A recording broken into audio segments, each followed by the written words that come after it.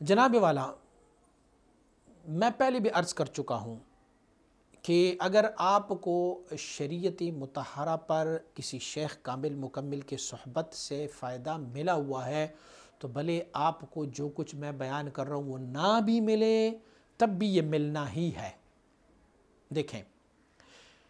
آپ کہیں گے نا کہ میری لطیفہ نفس میں مجھے یہ تو معلوم نہیں ہوا نا کہ نفس جو ہے وہ ملہمہ ہے، راضیہ ہے، مرضیہ ہے اور کاملہ ہے، یہ مجھے نفس میں نہیں ملا،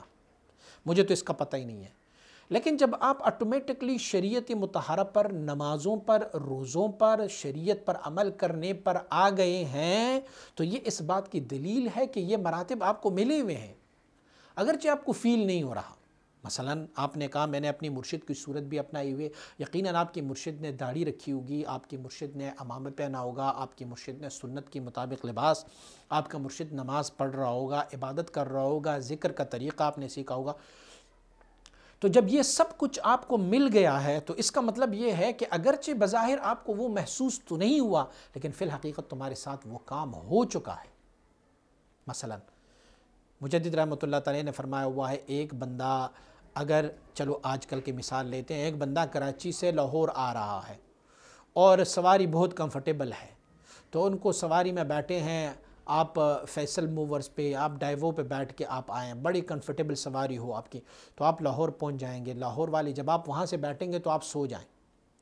اور رستے میں کبھی نمازوں کے ٹائم اٹھے، نماز ادا کر لیں اور پھر واپس آپ سو جائیں اور آپ لاہور پہنچ جائیں گے۔ جو لاہور میں آپ کو ریسیو کرنے آئے ہیں وہ آپ سے پوچھیں گے آپ کہاں سے آئے ہیں، آپ کہیں میں کراچی سے آیا ہوں، تو ان کو پتہ ہوگا کہ یہ جب کراچی سے نکلے ہیں تو یہ حیدرآباد کو بھی گزار کے آئے ہیں، اس نے روڑی اور سکر کو بھی کراس کیا ہوا ہے، انہوں نے پاک پتن اور ساہیوال کو بھی کراس کیا ہے، اس نے سارے جتنے بھی شہر درمیان میں آتے ہیں ان کو کراس کر کے یہ اب لاہور پہنچا ہے۔ اگر آپ سے وہ پوچھیں گے کہ آپ نے رستے میں حیدرآباد کو دیکھا، روڑی سکر کو دیکھا، آپ نے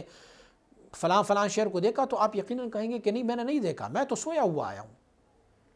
لیکن آپ اپنی منزل مقصود تک پہنچ گئے ہیں، آپ لاہور پہنچ گئے ہیں، بھلے آپ نے کچھ بھی نہیں دیکھا لیکن آپ اپنی منزل میں۔ مراد سلوک و تصوف سے کیا ہے؟ شریعت غرائے محمدی صلی اللہ علیہ وسلم پر کما کان حقہ عمل کرنا ہے۔ اگر یہ دولت آپ کو ملی ہوئی ہے تو پھر بھلے آپ کو یہ احساسات نہ بھی ہو، میں بار بار یہ جملہ تکرار کر رہا ہوں کہ مجدد الفسانی رحمۃ اللہ تعالی فرماتے ہیں اولیاء اللہ میں ایسے ولی بھی ہیں جس کو یہ بھی پتہ نہیں ہے کہ مجھے ولایت کا کوئی مرتبہ ہے یا نہیں، یعنی اپنی ولایت کو ان کو خبر نہیں ہوتی لیکن وہ پھر بھی اللہ کی ولی ہوتے۔ تو اگر آپ نے مرشد کی صورت کو اپنائی ہوئی ہے اور آپ کا دل ان کی صحبت میں مطمئن ہے، اور جب آپ ان کے صحبت میں ہوتے ہیں تو دنیاوی خیالات اور دنیاوی تصورات کچھ بھی نہیں ہوتا آپ کے پاس، تو پھر آپ کو مبارک ہو، آپ کو یہ سارے کمالات ملے ہوئے ہیں۔